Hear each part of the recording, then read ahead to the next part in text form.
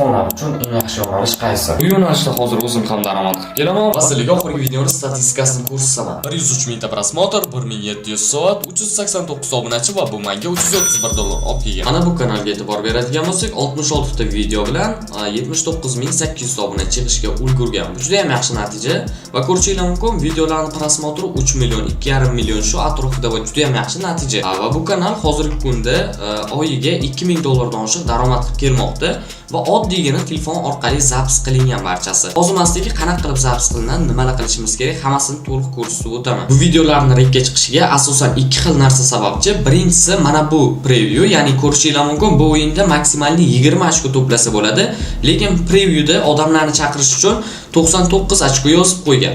Bu birinchisi edi va ikkinchisi bizda eng eski videolarga o'tadigan bo'lsak, ko'rishingiz mumkin, har bitta personajning tepasida bayroqlar qo'yib qo'yibdi. Ya'ni bu ham odamlarni o'ziga jalb qiladi. Endi montajga ham o'tsak bo'ladi. Birinchi bo'lib Stickman Party o'yinini Play Marketdan yuklab olamiz. Va kirganimizdan keyin pastdan 3-bo'limini tanlab, bir kishilikni bosishimiz kerak bo'ladi. Va bu yerdan random o'yinlarni tanlab, biz 10 minutcha zaps qilib o'ynashimiz kerak bo'ladi. O'yinlari unchalik darajada qiyin emas, oddiygina Tetris o'yinlar. Bularni o'ynash orqali YouTubedan shunchaki pul topasizlar. O'ynab bo'lganimizdan keyin oxirida biz preview uchun bitta screenshot olishimiz kerak bo'ladi. Endi preview tayyorlash uchun shunchaki piksellar ilovasiga kirib, o'rtadagi bo'limni tanlaymiz va bu yerdan o'tkazib image size bo'limini tanlashimiz kerak bo'ladi. Tepadan custom bo'limini bosib, bu yerdan YouTube thumbnail, ya'ni preview bo'limini tanlab olamiz. Va bu yerdan tekstimizni pastga tushirib, transparent qilib orqa fonni olib tashlashimiz kerak bo'ladi. Tepadan plusni bosib, from gallery qilib, o'sha previewimizni, ya'ni screenshotimizni tashlab olamiz. Endi buni 16 ga 9 o'lchamga tayyorlab olishimiz kerak bo'ladi. Shunchaki pastdagi bo'limni suramiz va to'liq ekranimizga qoplab olishimiz kerak bo'ladi. Agarda videoni tushunmasanglar, sal sekinroq qilib yoki qaytadan ko'rishingiz mumkin. Va mana bu tepadagi o'ng tomondagi narsani bosib, previewimizni qulflab olishimiz kerak bo'ladi va tekstni undalik qilib tashlaymiz. Va bu yerdan pastdagi A harfini ustiga bosadigan bo'lsak, bu yerdan bizga tekst yozishimiz mumkin. Plus tekstni ustiga bosamiz va edit tugmachasini bosib, bu yerga 100 raqamini kiritib qo'yishimiz kerak bo'ladi. Xo'p, mana bu yerga men 100 raqamini kiritaman. Kiritganimizdan keyin tepadagi OK tugmachasini bosamiz va tekstimizga background berib olishimiz kerak bo'ladi.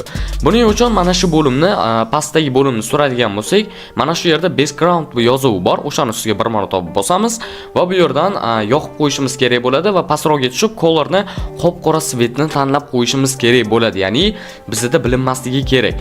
Orqadagi tekst ko'rinmaydi. Xo'p, qora rangni tanlaganimizdan keyin tepadagi lupa tugmachasi, lupani ustiga bosib, yaqinlashtirib olamiz previewimizni va mana shu tekstimizni keyin to'g'rilab olishimiz mumkin bo'ladi. Xo'p, tekstimizni to'g'rilab olaman. To'g'rilaganimizdan keyin yana o'sha tepadagi lupa tugmachasiga bosib, yana uni to'g'rilasanglar bo'ladi. Tekstimiz bilinmasligi uchun pastki bo'limdan B harfi turibdi, stil deb qo'yibdi. O'shani ustiga bosib, yana B harfini ustiga bossanglar, bizda tekstimiz qalinlashadi. Keyin lupa bilan yana previewimizni uzoqlashtirib qo'ysanglar bo'ladi. Bu yerdan keyingi kerak bo'ladigan narsa bizga strelka kerak bo'ladi. Videodagi barcha detallarni men Telegram kanalimga tashlab qo'yaman, bemalol kirib foydalansanglar bo'ladi. Telegram kanalim silkasi YouTube kanalim biosida yoki shunchaki Telegramga kirib kuchukcha teno pastki chiziqcha 7 deb yozadigan bo'lsanglar ham chiqib keladi. Xo'p, strelkani qo'shib oldim. Endi bu yerga qiladigan ishim previewga moslab to'g'rilab olishim kerak bo'ladi. Buni biroz kichraytiraman va mana shu bo'limdan pastdagi bo'limdan color ustiga bosib, buni rangini qizil qilib qo'yaman. Agarda o'xshaydigan bo'lsa, agarda yoqmaydigan bo'lsa, qizil bilan kelishmaydigan holatda bo'lib qoladigan bo'lsa, buni rangini oq qilishimga to'g'ri keladi. Misol tariqasida qizil qilib ko'rdim, ko'rishingiz mumkin, u darajada strelka bizda ko'zimizga tashlanmayapti. O'shani hisobiga buni rangini qizil yoki oq yoki qizil qilib qo'yishim kerak bo'ladi. Xo'p, bu yerdan color bo'limini yana tanlayman. Bu yerdan oq rang qilishga qaror qildim. Sababi sizda mana ko'rishingiz mumkin, yaxshiroq ko'rinadi. Endi bu yerga qizil rang ham belgilaymiz. Pastki bo'limdan stroke'ni bosib, buni yoqib, qizil svetni tanlab qo'yadigan bo'lsak, bizda qizil bo'ldi va ko'rishingiz mumkin, preview juda ham ko'zga tashlanadi. Endi mana shu tepanki bo'limga bosib, bu yerdan previewimizni HD formatda biz chiqarib olsak bo'ladi.